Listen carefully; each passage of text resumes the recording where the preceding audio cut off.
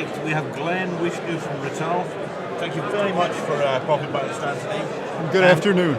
We understand you've just spoken for us. Anything interesting come out of that discussion you had now? Yeah, we had a discussion about the production of an evolution to a solutions-based approach to data centers, and really what that's going into is to a modular data center. Some of the key questions or thoughts that came out of it was around fire suppression and how that is addressed within a solution such as this, and then of course DCIM, which is a hot topic throughout the whole industry. Fire suppression is a hot topic today. I was woken up at 6 a.m. this morning. Fire as was I. As was I. Tell me more. I thought we were going to have the next towering inferno here. No, don't say that. Yeah. So what were the answers to the questions then? What were the guys worried about? Well, there were a couple things. First, what are the provisions within the Rittal solution for that? And we have a full, complete solution of a fire suppression system, and the whole idea behind it is it's called Rematrix S is a single part number complete solution. So you can get it with fire suppression system built in. Now they pointed out that in some standard data centers, you already have a fire suppression system.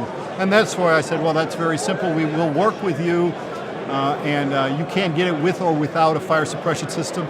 And then also it tied into the DCIM question, which is how do I manage all this, including the fire suppression?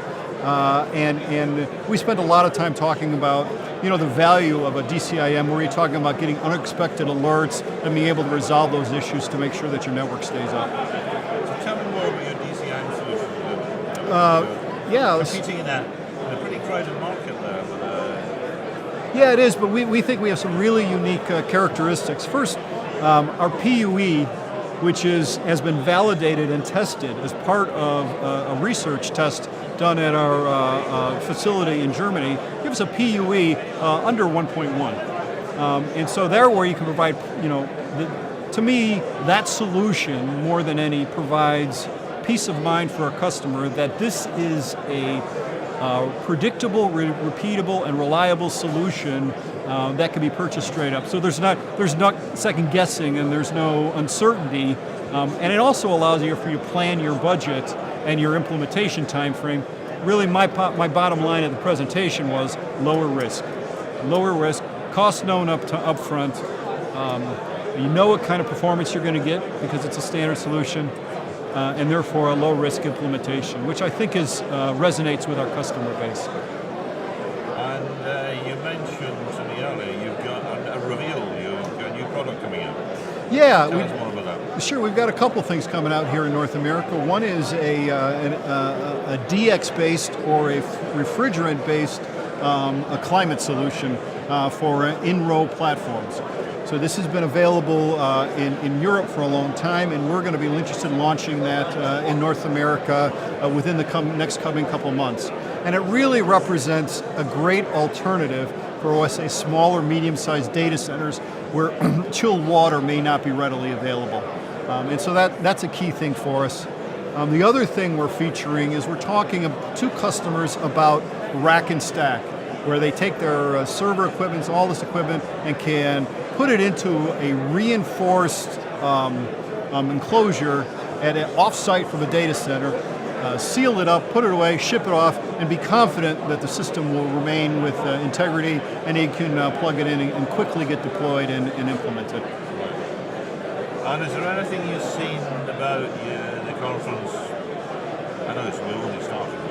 Is there any other trends you're seeing? There's a lot here on DCIM. I mean, no doubt about it. There's also a lot here on density and performance, and those are, frankly, that's what I would expect. I mean, that's what we're looking at. So what's your big prediction for the data center market over the next couple of months? Next big prediction is well, we see, and I think it's well known, is that colocation facilities will continue to explode. We see the colo market, people leasing space, being the direction of the future, and And so we're positioning ourselves to do our best to show value in this colo space where you rent and lease space. That's interesting because, I mean, I think you're right. Some people are saying, though, that things are going so much to the cloud, so much to the big data centers, that colo space has been squeezed.